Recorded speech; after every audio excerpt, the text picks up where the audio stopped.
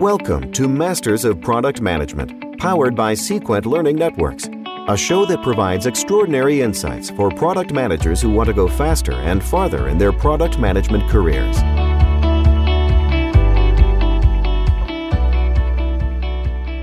Hello, this is JJ Rory, Vice President at Sequent Learning Networks. In our Masters of Product Management podcast, we tap into the experiences of people who work in and around product management to help you learn and grow in your product management career.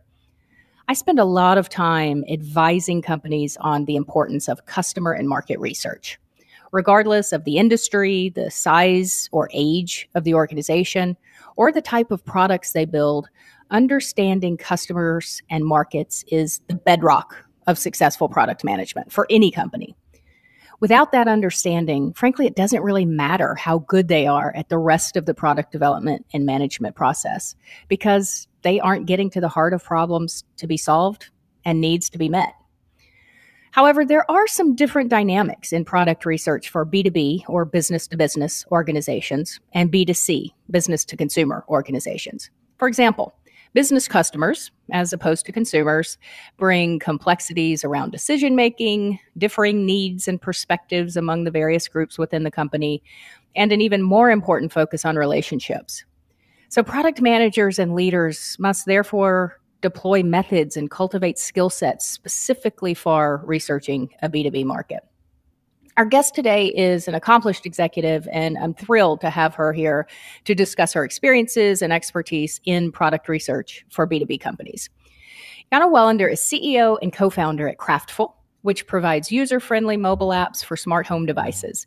Before Kraftful, Yana was head of product at IFT, where she led the design and development of the IFT mobile apps and worked with companies like Sonos, Wyze, Bosch, 3M, and many others. Yana, thank you so much for joining me today. So happy to be here.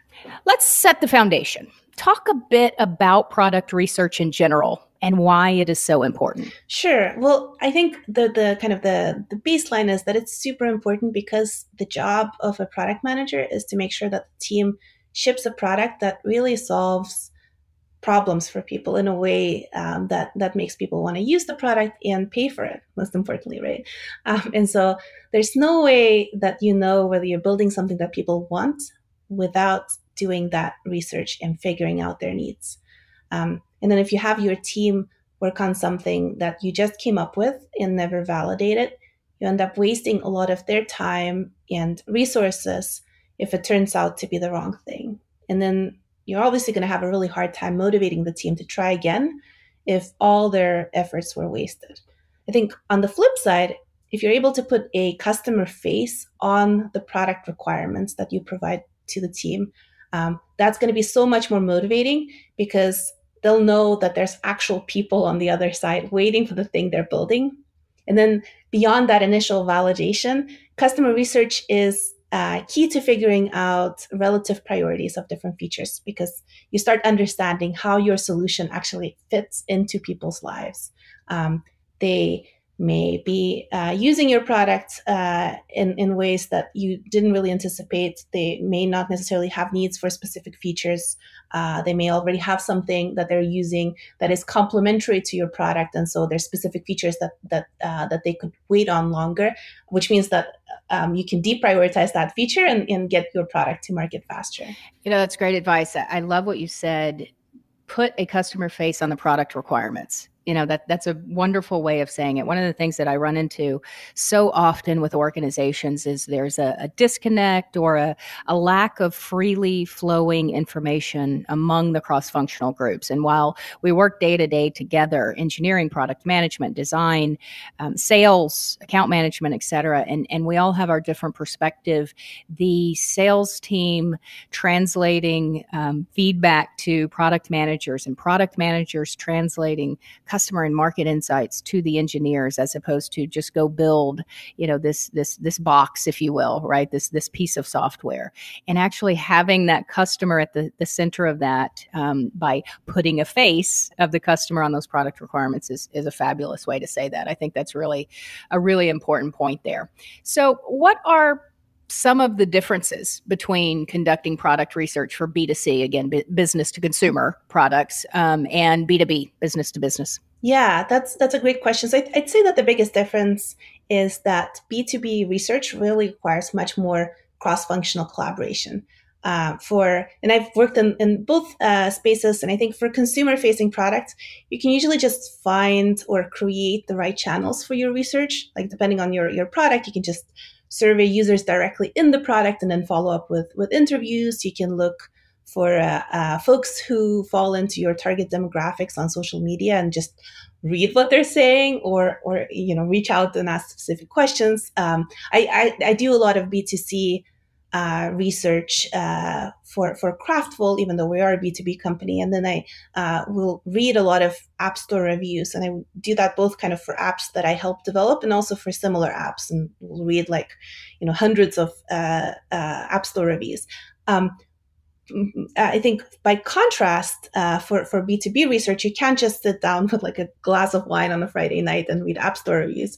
You really need to partner up with your business development team or your sales team or customer success team and have them put you in touch with relevant customers. The tricky thing is that those internal teams will likely also have an ongoing conversation with those customers where they're trying to do something, which is like to sell them something, have them renew their subscription or upsell them.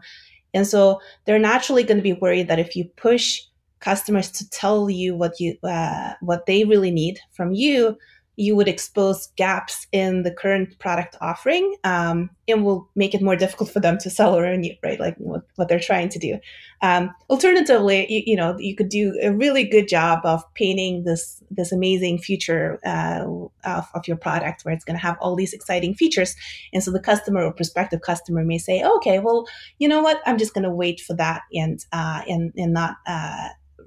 Buy or renew right now and wait for this next feature or next product version to be launched. So I think in all of those concerns are really valid concerns. So you really just need to make sure you get your sales or customer success folks really comfortable that you're not going to mess up their sales process. And that's going to be more or less difficult to do depending on what their experience been in the past. Like they may have been burned inviting PMs to the conversation and or just generally kind of be more anxious about their specific customer relationships. It's so spot on. I would say most of my time with B2B companies, right? We do have obviously some B2C clients as well. But from a B2B perspective, I always ask product managers, how often do you spend time with your customers? And invariably the answer is some form of not enough, right? And I say, why? Well, I ask the question, why not? What's the holdup? What's the roadblock there? And it often comes down to what you were talking about. The sales and the account management, the business development groups own those relationships. They have this sort of wall up, right? Because they want to keep that relationship close to the vest for the various reasons you just mentioned. And so it is a two-way street. We need to have them open to having a product's presence within the client.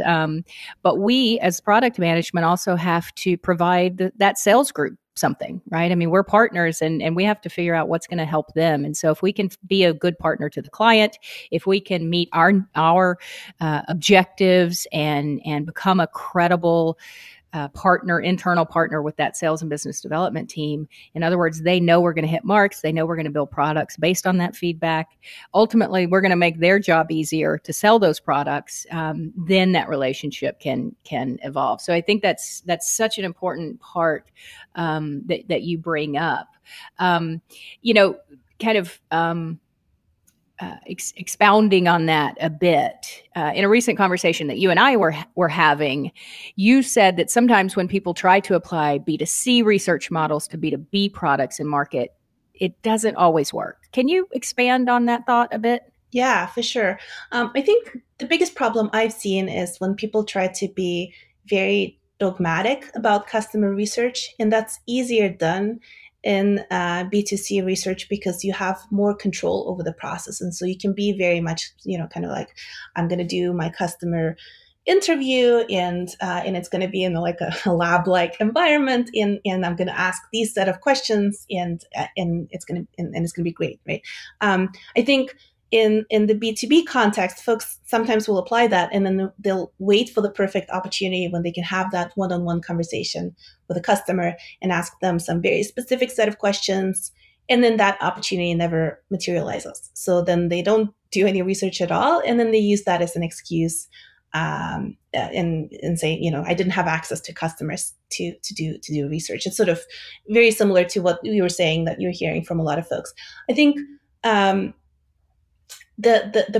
problem, the other problem with folks being dogmatic is sometimes they may not be sensitive to the customer relationship, and may end up frankly freaking out the customer by asking too many questions without explaining the context, why they're asking these questions or how they're going to be using this information, and frankly also antagonizing the salesperson who put them in touch with the customer, and end up burning that relationship and not getting an opportunity to speak to customers again, right? So I think there's two ways to essentially just being very rigid about that customer research process. Do you have any best practices in relationship building in B2B organizations that can aid in this product research, and not only relationships with the customer, but as we've been talking about, the relationship between the internal groups of sales and business development and product management? Yeah, sure. So I think a really big piece is just getting your sales team comfortable with your approach. One thing is to make sure to have them join the interviews, to see you in action. I think a lot of PMs will try to keep them out of the room, or like remove them from an email thread. But actually, that's a really sure way to get them to feel nervous about the process. Like, have them see what you're doing, the questions you're asking, and kind of how you're being fairly fluid in the conversation. Actually, having them do the emails to set up the call and do kind of a first introduction in the call will usually be really helpful to the conversation with the customer, and get the customer comfortable talking with you as well, right? I think learning about potential sensitivities of a customer ahead of the interview from your colleague, from the sales manager or customer success, both to avoid raising sensitive issues during the call, but then also signal to your colleague that you care about that. And you're going to be careful about not asking questions that could upset the deal. I think in reality, if you ask the right set of or right types of questions, you're never going to be directly asking the customer what they need that your product doesn't provide. What you're trying to do is to get the customer to talk in detail about how they would use your product, or the solution that it replaces, to fully understand their needs. So if a product is a tool that they would use in their work, you want to ask them about how they go about their day. If it's something that that they would use in their product, you want to ask them about when they've done it in the past and how that process was, and get them to describe that in great detail. But the goal is to get the customer to paint a complete picture about some aspect of their life that relates to your solution. So if you focus on that, it's actually very unlikely that the conversation will go to how your product doesn't help them. Frankly, your product may still not be able to help them, but they shouldn't realize that through your conversation, but hopefully you will, right? So that's kind of the thing you're trying to get out of the conversation without necessarily alerting them to there being a problem. I think concretely though, another way to minimize the risk and get the sales team more comfortable is to focus on current customers and avoid interviewing prospective customers who are sort of in the middle of evaluating the offering. That's a great approach, but will not always work if you're just starting up a new company, or if you're focusing on a new market segment. In that case, I found it helpful to be more open to joining kind of sales pitches that aren't actually, there for you to interview customers. They're truly just for the sales team to pitch to customers. At IFT, we were often selling into product orgs. So giving prospective customers FaceTime with me was something that the sales team used to move deals along, right? And in those contexts, I obviously couldn't do a full-on customer interview, but I would just be there talking with customers, seeing how they were reacting to the sales pitch, listening to questions they ask. And all of that was super valuable information for the product we were building. I think a lot of PMs will often reject those opportunities and think that it's something that's not helpful to their job, kind of like, they're not paid to pitch or to be selling the product. But I think customer interviews are just so difficult to get, right? And so if you're just waiting for that perfect customer interview, that you're just going to be waiting forever, and you may end up building something that no one wants. Yeah, I think that's a perfect way to say that. I often tell my clients and folks that I'm working with that they need to understand that there's a difference between a sales meeting and a voice of client session, right? And a purely product research meeting is different than an account review session or a sales session, right? And they just need to understand that. And all the parties internally, sales, account management, customer success, product management, need to understand that, need to be involved in as many of those as possible, because you can't always get, like you said, you can't always get that really deep voice of customer, voice of client session because everyone's busy. You can potentially leverage some of those sales and account management meetings. You just need to understand that there may be a different agenda, slightly different objective. And to your point, just take the nuggets of wisdom that you can get out of that. And frankly, on the flip side, sometimes, and I loved your example of when you were used at IFT, for the sales process to be, if product management can be seen as a partner for your customers, that's a good thing, right? And so we can be brought into sales meetings, and if we're seen as a partner, sometimes that can lead to more and more sales and a bigger relationship. And the thing that we have to remember is that all of these businesses we're trying to sell to are just that. They're businesses who have products of their own, who have product groups of their own. And so they understand the process of innovation and product development. And they understand that we're trying to be a better partner to them by understanding them and by understanding their needs. So I thank you for that. I think that's very important for people to realize. So any final words of wisdom for those who are conducting research for B2B products? Yes, I think like we've talked a lot about how to get your sales or CS team put you in touch with folks and make sure you nurture that relationship. But I think in a lot of situations that may not be an option. Kind of like now being a startup founder, I realized that for us, we're serving B2B. Where we have a B2B solution and serving really large enterprises, often, Fortune 500 companies. And I didn't have, sales or CS folks that I could chat with to tap into their network to talk with prospective customers. So then, and I was, very determined to make sure that we're only building something customers really want and are willing to pay for. So we're like talking with customers or prospective customers from day one.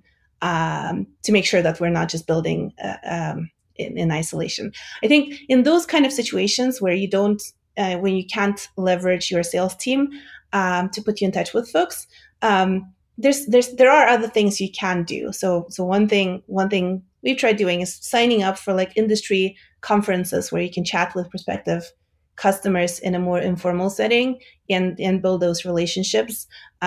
We joined groups of for smart home conferences and connected with people before the conference to set up meetings to chat at the conference. Another way is just like finding friends of friends through LinkedIn and reach out directly. That may feel a little pushy to reach out to random people, but actually you're going to get lots of relevant information for your product and also end up building sort of a stronger professional network. So I think all of those things really a win-win. Just try lots of different things. I would just say like don't settle for not doing research. That's never an option. What a wonderful conversation today. Thank you so much, Yana Welinder, CEO of Kraftful, for sharing your expertise with us on this really important but nuanced subject. Thank you for having me. This is such a great conversation. Yeah, thanks, Yana. And thank you for joining us on Masters of Product Management, powered by Sequent Learning Networks. I am JJ Rory, and I look forward to speaking with you on the next episode. You've been listening to Masters of Product Management, powered by Sequent Learning Networks. If you'd like to take your career to the next level with additional tools, training, coaching, and books, be sure to visit Sequent Learning Networks at sequentlearning.com.